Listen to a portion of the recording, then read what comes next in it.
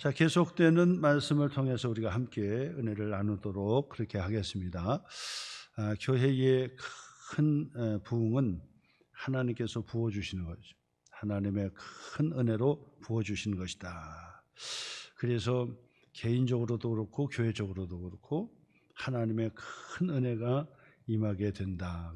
그런데 오늘 그 아침에도 설교 말씀처럼 내계부의 신에 갖게 하여 주옵소서라고 하는 얘기는 갑작스럽게 생각지도 않고 또 예측도 안 했는데 하나님께서 큰 복을 허락해 주시는 표현이 바로 내계부의 신에 갖게 해 주옵소서 하는 기도예요. 이처럼 하나님께서 우리에게 복을 주시려고 딱 마음먹으면 그렇더라고요. 이거는 어느 날 갑자기 여러분 이 세상에서도 그런 얘기 있잖아요. 잠자고 일어났더니 유명한 사람이 되었다. 그 얘기 들어보셨죠? 예? 아무런 생각 없는데 잠자고 일어나니까 유명한 사람이 된 거예요. 엄청난 하나님의 축복이 그렇게 임하는 거죠. 여러분, 하나님께서 우리에게 임하시는 복도 바로 그런 거예요. 그냥 어제까지도 아무런 변화가 없는데 하루아침에 그냥 하나님 복이 막 쏟아지는 그런 은혜가 있다라고 하는 사실이에요. 그렇기 때문에 여러분, 포기하지 말고 낙심하지 말고 늘 주님 앞에 소원을 가지고 소망을 가지고 하나님 앞에 나가 기도하는 그런 성도가 되었으면 좋겠다 생각합니다. 자, 하나님의 은혜의 복을 받으려면 반드시 해야 될 것 중에 하나가 뭐냐면 위기의 문제를 잘 해결하는 거야. 위기에 더 강해지고 위기에 더 큰 하나님의 복이 임하게 되는 거예요. 그래서 위기가 거꾸로 하면 기회라 그러잖아요. 위기, 기회, 아니 거꾸로가 아니네. 아무튼 위기가 정말 하나님의 축복 가운데 한다면 기회가 돼버렸나. 그러니까 참 이 위기는 바로 이 기회로 선용할 수가 있다라고 하는 말씀을 드리면서 제가 지금까지 이제 3주 동안 제가 계속 말씀하는 게 있어요. 3주 동안 다윗의 공동체가 위기가 찾아왔다는 거예요. 다윗의 공동체에 뭐가 찾아와요? 위기가 찾아왔어. 위기가. 그러면 이 위기를 어떻게 극복하느냐, 그리고 이 말씀을 통해서 앞으로 위기를 어떻게 우리가 잘 다루느냐, 이것이 바로 축복의 기회가 된다라고 말씀을 드리는 거죠. 그러니까 위기의 문제를 잘 보고 다시는 그 위기가 생기지 않도록, 그리고 그 위기를 기회로 잘 선용할 수 있도록 그렇게 배우는 거죠. 그래서 사실은 이 본문의 말씀을 가지고 3주에 걸쳐서 제가 계속 그 말씀을 반복해서 드리면서 또 드리는 거예요. 위기의 상황에 3가지를 말씀을 드렸어요. 3가지.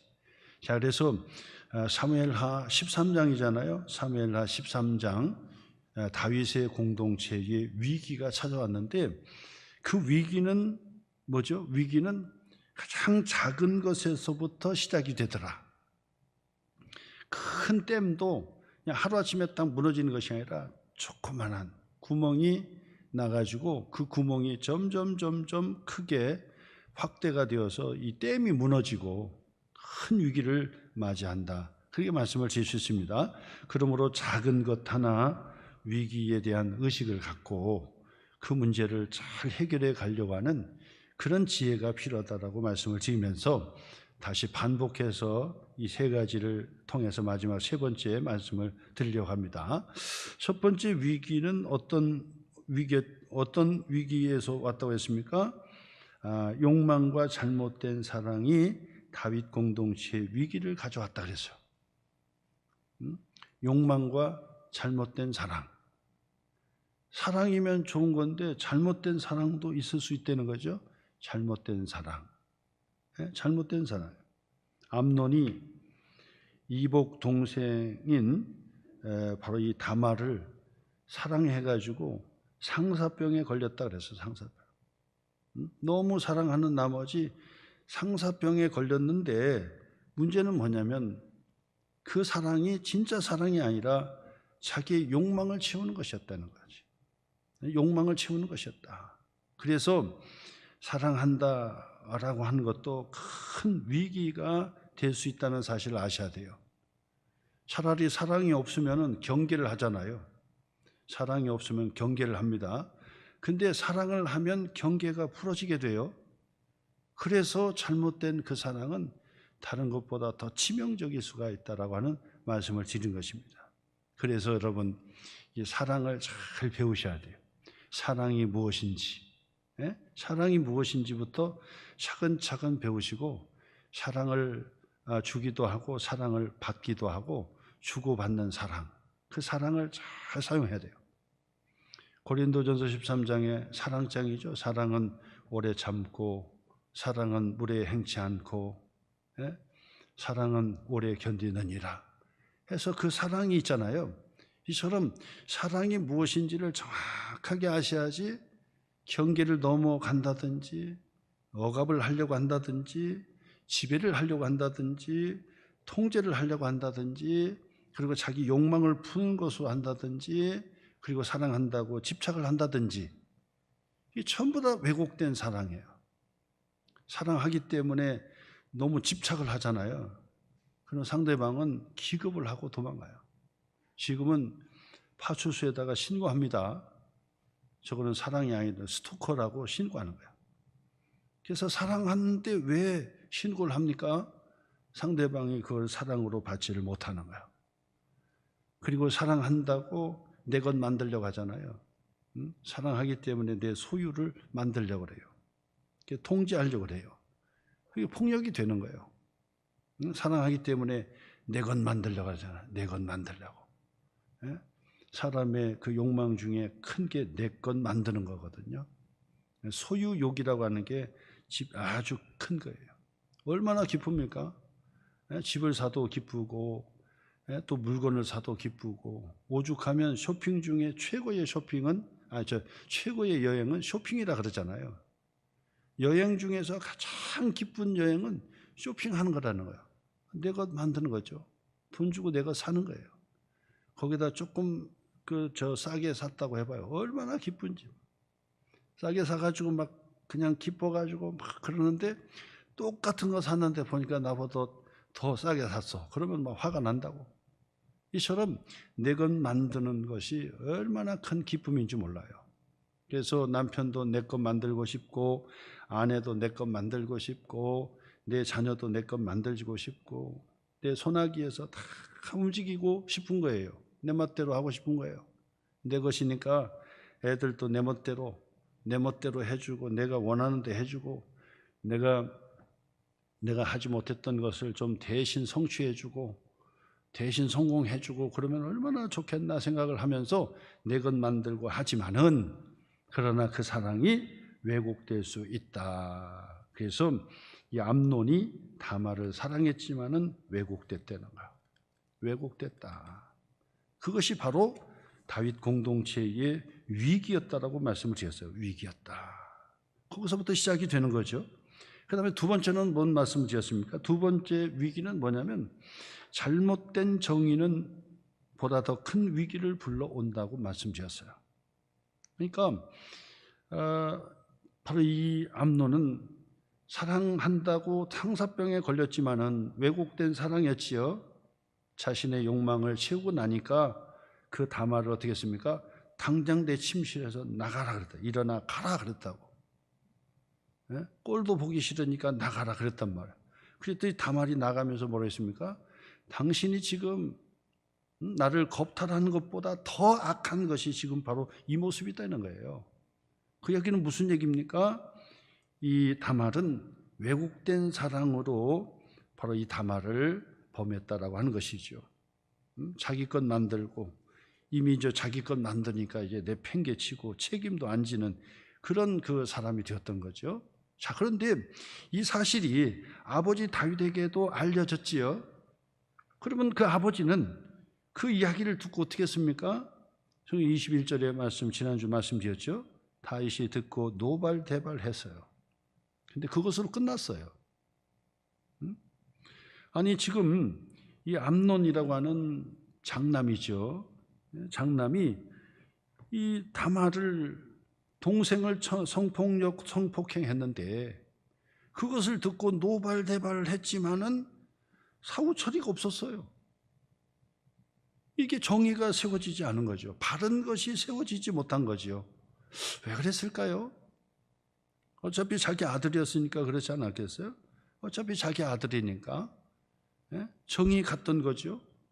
어차피 자기 아들이었으니까.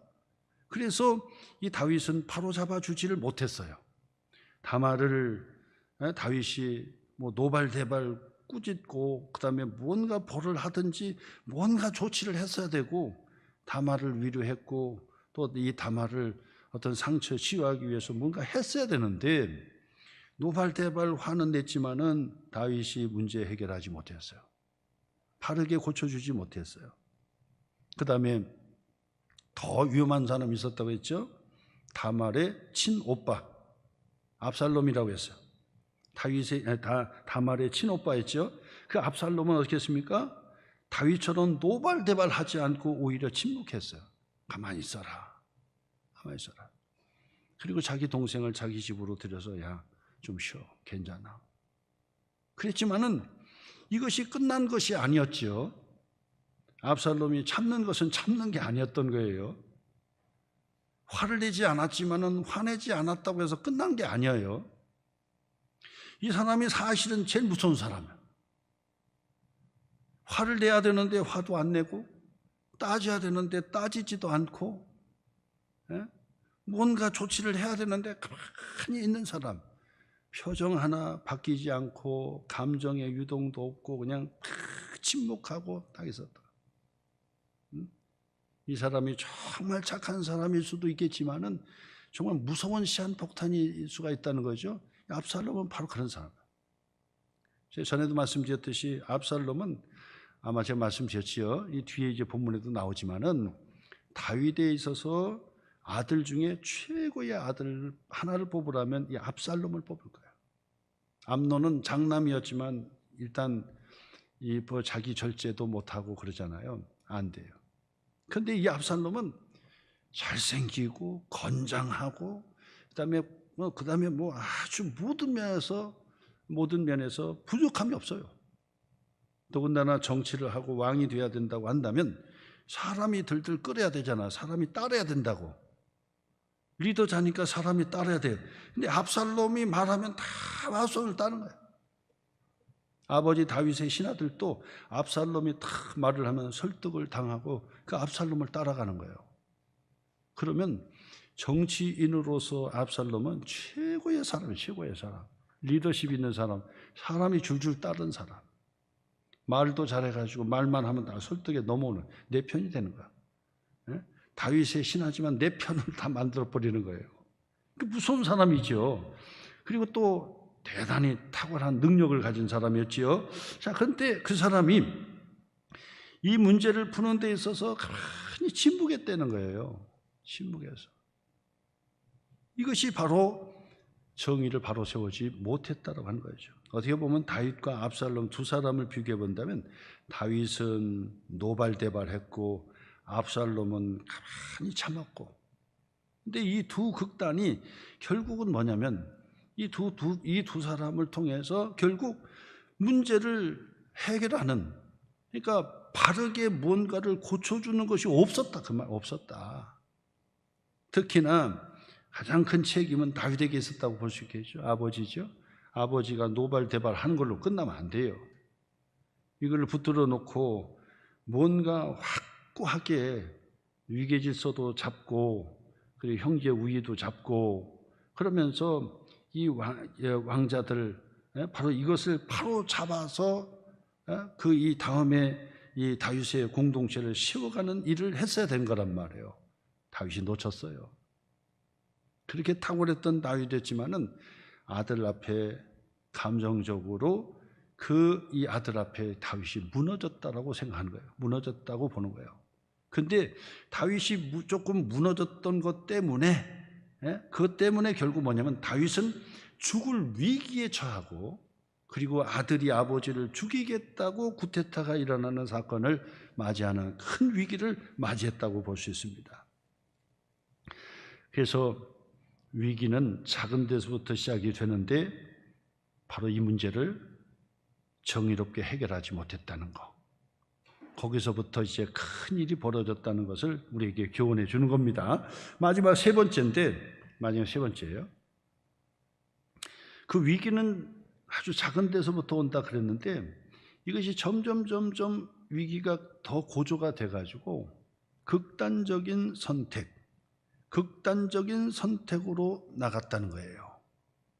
그러니까 좋은 공동체는 뭐냐면 늘 대화하고 그리고 늘 협의하고 좋은 의견을 서로 받고 내 의견이라도 다른 사람의 의견이 좋으면 바꾸고 그래서 그 문제를 질서대로 그 문제를 하나씩 해결해가는 공동체가 좋은 공동체예요. 그런데 사람마다 다 자기 주장하면서 극단적으로 끌고 가는 공동체는 언제 터져도 터지고 그 공동체는 오래가지를 못하는 거예요. 다 자기 주장만 해요. 그리고 자기 주장을 극단적으로 그것을 몰고 가는 거야. 자기 주장이 관철이 안 되면 막 그냥 폭발하는 거예요. 막 뒤집어 버리는 거예요. 막 그냥. 이거는 어떤 공동체든지 큰 위기일 수 있어요. 그래서 그런 부분들을 잘해야 되는데 세 번째 제가 말씀드린 게 뭐냐면 압살롬의 복수가 바로 그거예요. 압살롬의 선택이 바로 그거예요. 오늘 성경의 말씀을 읽었습니다. 세 번째 제가 말씀드린 거죠. 압살롬이 2년 동안 참았어요. 침묵하고 있었어요. 없던 것처럼. 아니 내 동생이 지금 겁탈 당했는데 우리 내 동생이 이렇게 정말 그 엄청난 상처를 입었는데 2년 동안 가만히 침묵하고 있었지만은 침묵이 아니고 말 않고 넘어가는 것이 문제 해결이 아니었던 거예요. 그 속으로 복수심이 있어요. 반드시 내가 죽이겠다. 근데 이것이 계속 증폭이 되다 보니까 아버지도 죽이고 그 다음에 그 암놈도 죽이고 그리고 그 왕자들 그 형이고 동생이고 모조리 다 죽여버리겠다 이렇게 생각한 거예요. 이렇게 생각한 거예요. 가장 무서운 것이 복수죠. 그래서 사실은 고대의 역사에서도 보면은 이 복수가 법치가 되면서 스스로 복수를 하지 못하게 만드는 거예요. 왜 그렇게 했습니까? 이유가 있지요. 왜냐면 내가 억울한 일을 당해요. 그러면 나도 복수의 칼을 갈고 나중에 그 사람을 죽여요. 그러면 복수는 복수를 낳게 되는 거예요. 계속 폭력이 계속 이어지는 거예요. 내가 저 사람을 죽이면 저 사람 집안이 나를 죽이고 또 내 집안에 또 자녀가 저 사람 자녀를 죽이고 저 사람 자녀가 또 우리 자녀를 죽이고 서로 죽이는 거예요. 그러니까 복수는 계속되는 복수가 이어지는 거예요. 악의 꼬리를 물고 계속되는 거고요. 그 다음에 두 번째는 무슨 의미가 있냐면 복수를 하면 그 사람이 지은 죄만큼 복수를 해야 되는데 그것을 지킬 수가 없어요. 왜냐하면 객관적이지 못하기 때문에. 그렇죠? 객관적이지 못하기 때문에 내가 억울한 것만큼 저 사람에게 갚아줄 수 있느냐? 없어요. 없다고. 그러니까 저 사람도 내가 또 억울해. 그러니까 야 나는 5대 때렸는데 너는 왜 10대 때리냐? 그러니까 내가 15대 또 갚아주겠다고 때렸는데 너는 왜 더 세게 때리냐? 나는 약하게 때렸는데. 그러면 이거는 해결점이 안 되는 거죠. 그러니까 지은 죄만큼 벌을 내려줄 수 없기 때문에 복수는 안 되는 거예요. 그래서 법에 맡기는 거야.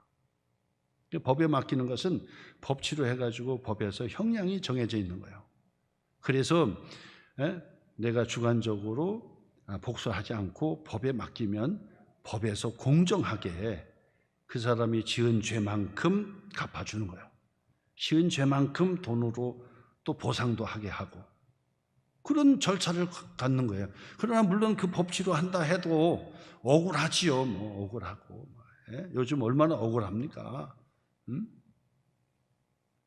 자기 아버지가 살인자에게 죽었는데 살인자는 사형에 처하지도 않고 내 아버지는 죽었는데 저 사람은 사형에 처하지도 않아. 나중에는 풀려나가지고 또 보호를 받아. 그래가지고 인권이라 해서 저 사람의 인권의 보호를 받아. 이런 억울한 거지, 그러니까. 그러니까 법으로 해가지고 그 억울한 것들을 다 풀어주고 막 이래야 되는데 이게 안 돼요. 왜냐하면 공정하지 못하고, 예? 양심에 따라 공정하게 재판을 해줘야 된다 그러는데 보니까 별로요. 목회자 입장에서도 보니까 야, 판사 별거 아니로구나. 저 공부 잘해가지고 들어가가지고 뭐 저렇게 하냐 그런 생각이 들더라고. 판사 시키고 싶지 않더라고. 왜냐하면 공부를 잘해가지고 들어갔으면 정말 법대로 그 다음에 양심에 따라 다 해야 되는데 다 자기 생각 딴 생각 품고 하고 엄청난 그 국민들이 법 판사에게 엄청난 권한을 줬어요. 이거는 엄청난 권한이에요. 근데 보면은 자기 주관적인 그런 생각에 의해서 판단하고 하는 것을 보니까 다는 그렇지 않겠지만은 요즘 생각에 들어보면은 뭐 그냥 뭐 그렇게 뭐 존경스럽지도 않고, 예? 조금 좀 그래요. 별로 마음에 들지 않아. 그러나 어쨌거나 우리가 개인적으로 복수할 수 없으니까 법에 의뢰하고 법은 객관적으로 주관적으로 하지 않고 객관적으로 그 잘못에 따른 정확한 벌을 내려주고 보상도 하고 그렇게 하도록 만들었다 그 말이에요. 압살롬은 극단적인 선택을 하기에 앞서서 이 문제에 정확하게 문제를 해결할 수 있는 방법을 찾았어야 되는데 2년 동안 복수의 칼을 가는 2년 동안 복수의 칼을 갈아요. 그러니까 마침내 2년이 딱 됐어요. 모든 사람들이 이제는 다 문제가 해결됐고 모든 것이 이제 뭐 문제가 없다고 생각했을 거예요.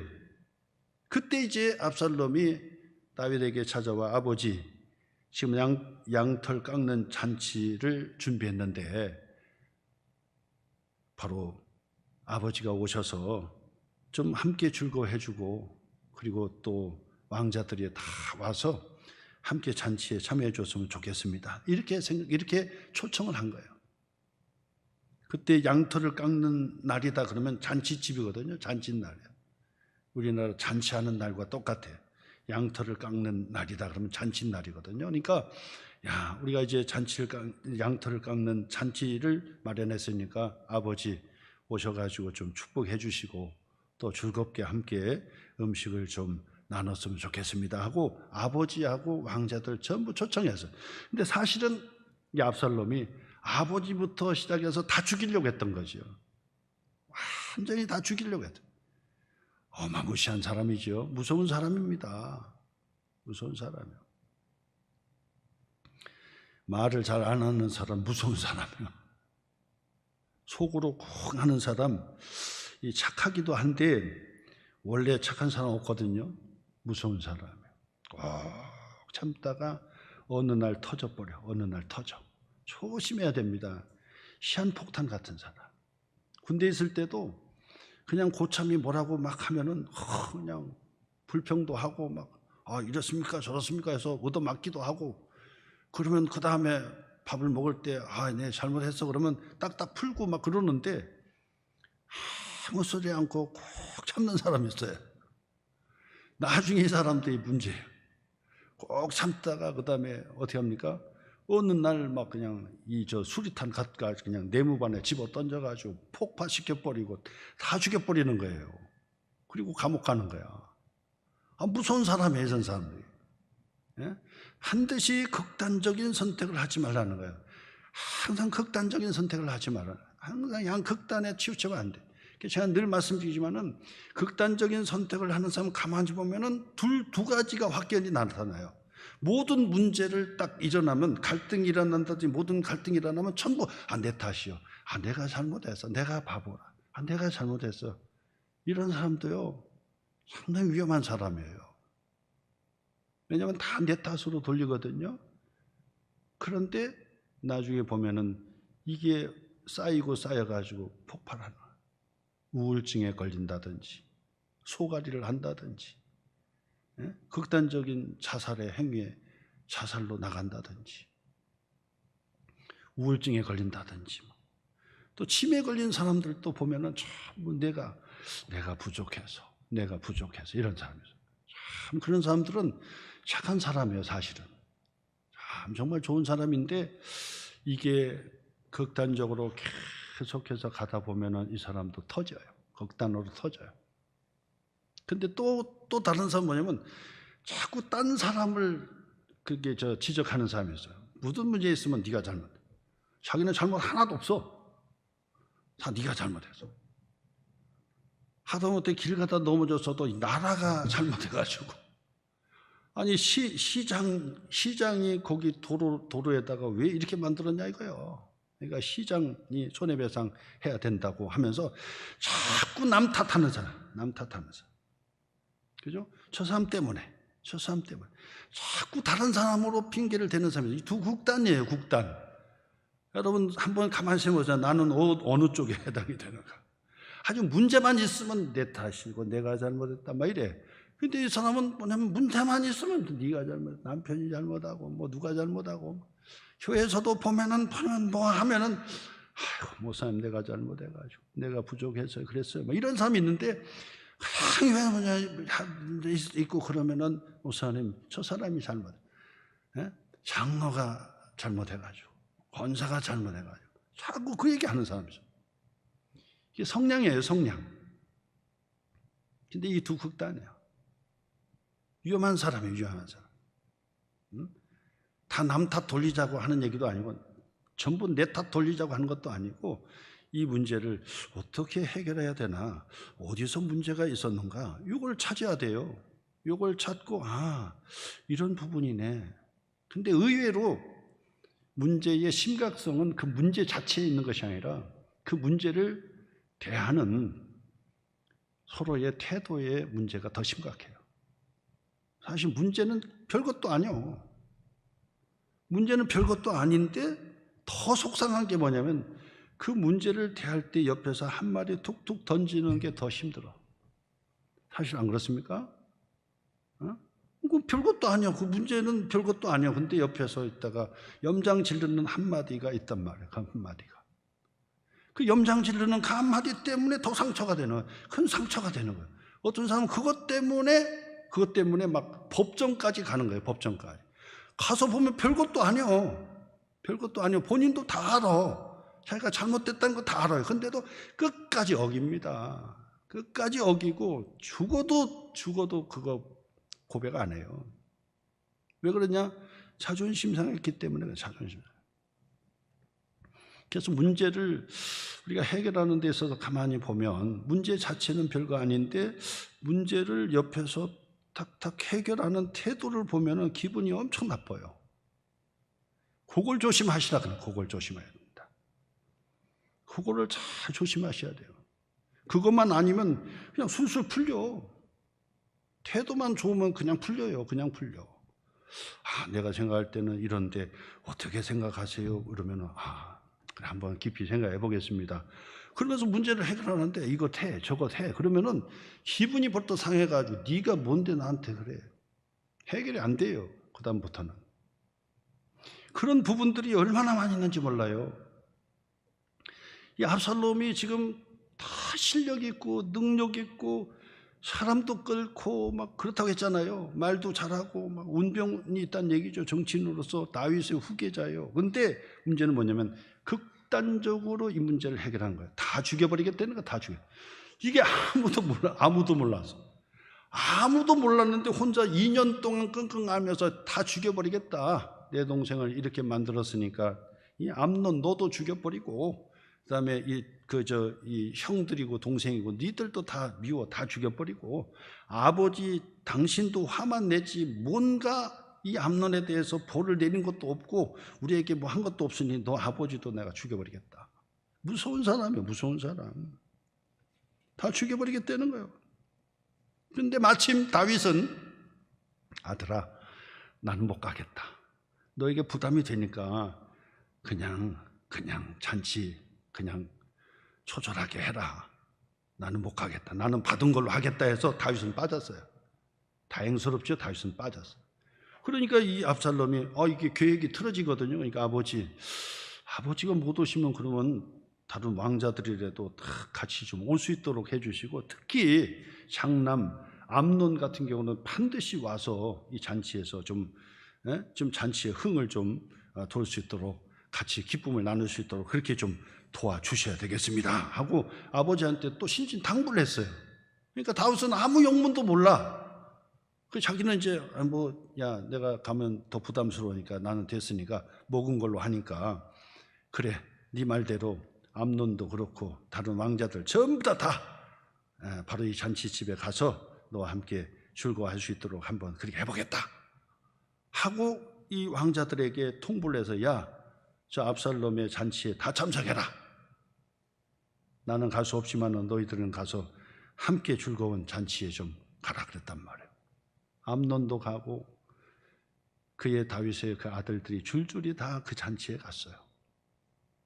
압살롬은 이미 자기의 신하들에게 뭐라고 얘기했냐면, 너는 마음에 두려워하지 마라, 염려하지 마라, 내가 다 책임질 테니까 반드시 술에 취해가지고 즐거워할 때 암논은 반드시 그 자리에서 쳐서 죽여라. 명령을 내렸어요. 두려워하지 마라. 왕자 죽이는데 두려워하지 마. 내가 다 책임질 테니까 두려워하지 말고 염려하지 마라. 그리고 나서 잔치를 벌렸죠. 술을 먹고 기분 좋게 흐느적거리고 있는데 바로 이 압살롬이 계획했던 대로 그 신하들이 바로 이 즐거워하는 암논을 그 자리에서 그냥 때려서 죽여버린 거예요. 그 자리에서 죽였어요. 그 이야기를 듣던 다윗이 뒤로 넘어지는 거예요. 뒤로 자빠져 옷을 찢고 땅에 엎드려 통곡하면서 이게 도대체 뭔 일이냐. 아들 다 죽었다. 그랬더니 옆에서 얘기합니다. 왕이여, 염려하지 마세요. 암논만 죽었지 다 안 죽었습니다. 그래도 얼마나 이 다윗이 막 가슴이 찢어지는 거죠. 압살롬은 그 술왕 암미울의 아들 달메에게로 도망쳐 버렸어요. 외갓집이거든, 외갓집. 그 어머니가 마아가고 달마의 딸이었습니다. 그 술왕 달메의 딸 마가였어요. 그 어머니가. 그러니까 그 외갓집으로, 이 압살롬이 외가 쪽으로 도망쳐가지고 3년 동안 외가에 꼼짝 못하고 숨어서 거기서 있는 거예요. 암논을 죽여놓고 도망친 거예요. 이때부터 다윗의 공동체는 계속해서 위기에 직면하고 있다. 세 가지의 이 사건, 자그마한 사건이 바로 큰 위기가 닥쳐왔다는 거죠. 왜곡된 사랑한다고 해놓고 사랑하지 못한 거야. 나를 지배하려고 했고, 사랑한다 해놓고 내 것 만들려고 그러고, 사랑한다 하면서 막 좌지우지하려고 그래요. 조심해야 될 것 중에 하나죠. 사랑하기 때문에 좌지우지하려고 그래요. 조심해야 되는 거죠. 그러면서 또한 문제가 있으면 그 바로 잡아줘야 되는데 화만 내도 안 되는데 화만 내. 그리고 해결됐다고 생각해. 그리고 압살롬처럼 완전히 이 극단적인 선택을 하는 거예요. 공동체가 다들 극단적인 선택을 해보세요. 그래? 네가 그랬어? 이쪽도 극단적인 선택. 저쪽에서도 네가 그래? 여기도 극단적인 선택. 그래서 계속 치닫으면 이 위기가 큰 붕괴가 되는 거야. 다윗의 공동체가 무너질 뻔했던 것이 바로 이 사건이었던 거죠. 어찌 보면 정말 해결을 짓고 매듭을 지어야 될 그 문제를 해결하지 못하고 그렇게 갔던 거예요. 저는 이 본문의 말씀을 생각하면서 이 조선 왕조를 건국한 이성계 이방원 생각이 나더라고요. 결국 공신이었죠, 이방원이가.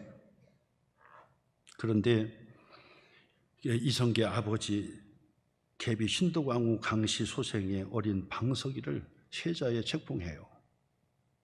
그리고 나서 우리가 잘 아는 정도전과 그 신하들이 전부 그쪽으로 몰려가는 거예요. 그러니까 아버지와 함께 개국공신 1등 공신했던 이 이방원이가 가만히 보니까 나는 죽이고 이제 이게 이렇게 되거든요. 그러니까 안 되겠다 해서 이 이방원이가 왕자의 난을 일으키잖아요. 칼을 들고 왕궁으로 들어갑니다. 그래서 그 계모였지요. 계모를 그 자리에서, 그리고 그 아들 방석이 세자를 그 자리에서 막 죽여버리고, 그래서 깜짝 놀란 이성계가 더 이상 왕의 직무를 할 수가 없어요. 그래서 이 왕에서 물러나가지고 함흥으로 도망가 버리잖아요. 그리고 이방원은 그의 큰 형을 자리에 앉히고 자기가 세자가 된다고. 그러나 이미 실권은 자기에게 다 있는 거죠. 그 형이 가만히 보니까 이거는 나는 그냥 그 겁겁대 왕이고 자기가 다 한단 말이니까 왕위를 양위를 하지요. 야, 그러려면 네가 왕이 되라. 난 그만두겠다 해가지고 바로 그 형이 그만두고 바로 왕으로 등극하는데, 그 사람이 바로 이 태종 이방원이죠. 세종의 아버지 이방원이가 그의 형제들을 그냥 죽여버리고 왕권을 차지했던 이방원. 압살롬은 다윗까지 죽이려고 그렇게 했지만은 죽이지 못하고 실패했어요. 압살롬은 실패했지만은 이방원은 성공하고 아버지 쫓아내고 그리고 자기가 왕이 되었다는 거죠. 항상 극단적인 선택은 이렇게 피에 피를 계속 흘리게 되는 거예요. 극단적인 선택은. 그래서 여러분, 우리가 교회 공동체를 건강하게 세워가려면 반드시 작은 위기라도 반드시 하나씩 잘 해야 돼요. 사랑을 하면 정말 순수한 사랑을 해야지, 사랑한다고 지배를 하려고 하고 통제를 하려고 하고 집착을 하려고 하고 내 마음대로 하려고 하고, 사랑하지 않는다고 차라리 하면 좋겠는데 사랑한다고 하면서 자꾸 괴롭히는 거예요.